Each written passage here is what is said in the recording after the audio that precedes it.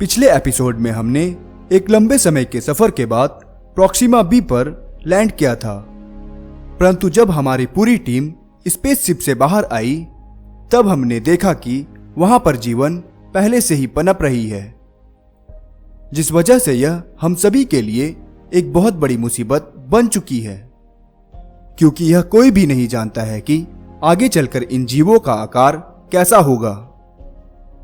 वैसे अगर वाकई में देखा जाए तो आगे चलकर इन जीवों का आकार आखिर कैसा होगा? क्या यह हमारे साथ रहना पसंद करेंगे या फिर यह हमारे लिए एक बड़ी मुसीबत बन सकते हैं? और आखिरकार हम इन जीवों का सामना कैसे करेंगे, जानेंगे आज के इस नए एपिसोड में। आप देख रहे हैं द ऑसम वर्ल्ड और ऑसम वर्ल्ड में आपका स्वागत है।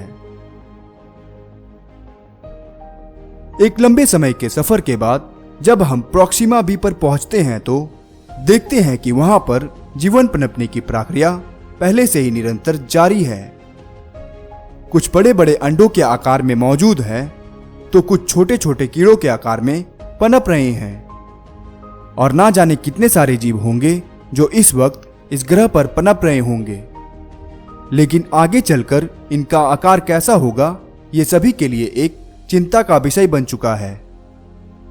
क्या इनका आकार एक बहुत बड़े जीव यानी डायनासोर के जैसा होगा, या फिर आज से 58 मिलियन साल पहले विलुप्त हुए टाइटेनोबोआ के जैसा होगा? ये बात कोई नहीं जानता है। लेकिन एक बात तो निश्चित है कि ये ग्रह हमारे लिए नया है, तो इन पर पनप रहे जीव भी हमें कुछ नए और अलग तरह के ही देखने को मिलेंगे, जो शायद हमारे लिए एक खतरनाक रूप ही सामने लेकर आएंगे। और फिर क्योंकि हम इंसानों ने इस तरह के जीवों का सामना आज से पहले कभी नहीं किया है, तो यह हमारे लिए निश्चित रूप से खतरनाक ही साबित होगा। इसीलिए अगर हमें अपनी इंसानी सभ्यताओं को इस ग्रह पर बचाए रखना है तो अभी से ही हमें कुछ ऐसे कदम उठाने होंगे जो इंसानी सभ्यताओं को बचाए रखने में कारगर साबित हो। सबसे पहले हमें एक कॉलोनी बनानी होगी जहां पर हम इस ग्रह पर मौजूद सभी इंसानों को सुरक्षित रख सकेंगे, और जल्द से जल्द हमें एक ऐसे वायरस को बनाना होगा जो इस ग्रह पर पनप रहे सभी जीवों का अंत जल्द से जल्द कर सके। और जैसे जैसे इस ग्रह पर मौजूद जीवों का अंत होता जाएगा, वैसे वैसे ही हमें इंसानी सभ्यताओं का फैलाव भी करना होगा।